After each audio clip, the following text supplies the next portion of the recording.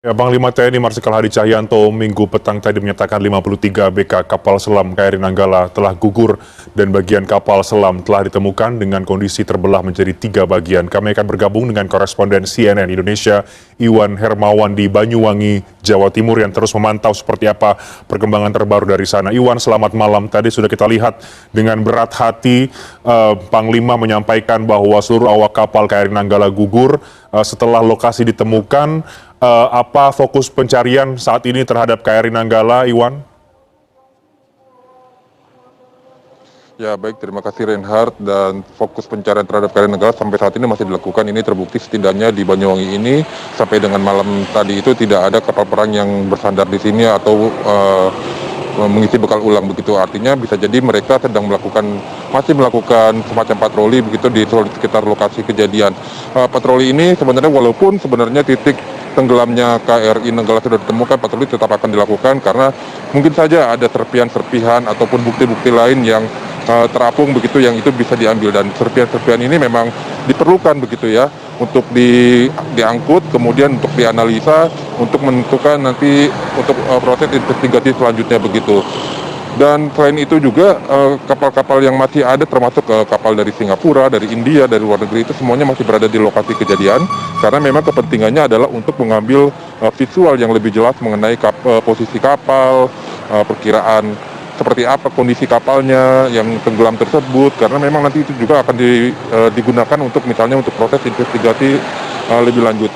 Dan itu pun misalnya digunakan juga untuk menentukan langkah selanjutnya untuk melakukan evakuasi misalnya seperti itu, karena posisi kapal itu juga menentukan evakuasi seperti apa nantinya yang lebih cocok untuk dilakukan seperti itu, Reinhardt. Baik, Iwan, sejauh ini yang Anda himpun informasinya apa-apa saja atau seperti apa kemudian temuan-temuan dari tim berkaitan dengan baik badan kapal atau kemudian serpihan-serpihan yang mulai muncul ke permukaan itu apa dan seperti apa saja penjelasannya, Iwan?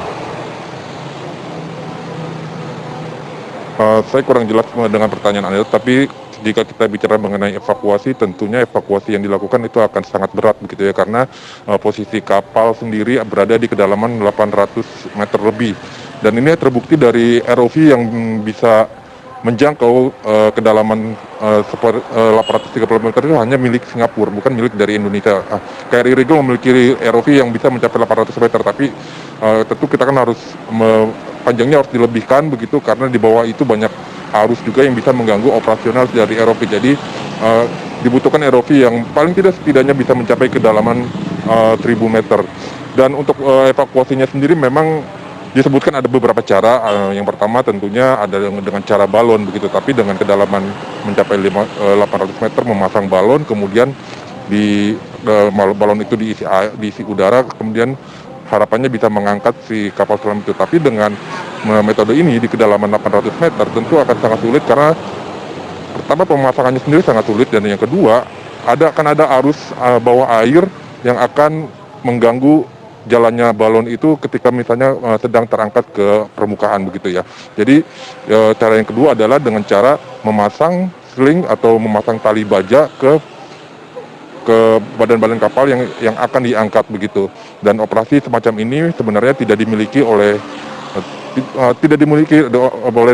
angkatan laut negara maju sekalipun. Jadi hanya beberapa saja yang memiliki, yang setahu saya pun itu hanya ada satu negara, itu pun perusahaan swasta sebenarnya, bukan dari milik pemerintah, perusahaan swasta yang memang mengkhususkan diri untuk mengangkut barang-barang ataupun benda-benda besar dari bawah laut, yaitu yang ada di Austria seperti itu. Karena perusahaan ini memang telah mengangkat kapal selam milik Rusia yang pernah tenggelam pada beberapa waktu yang lalu. Dan memang operasi seperti ini memang sangat mahal. Ini terbukti banyak kapal selam yang tenggelam kemudian memang tidak diangkut ke permukaan karena memang biayanya sangat besar dan memakan waktu, sekaligus resikonya pun sangat tinggi, Reinhardt. Baik, jadi ada sejumlah skenario evakuasi, tapi ada tantangan besar ya jika kemudian skenario untuk mengangkut badan kapal ini dilakukan. Terima kasih Iwan Hermawan untuk laporan Anda langsung dari Banyuwangi, Jawa Timur.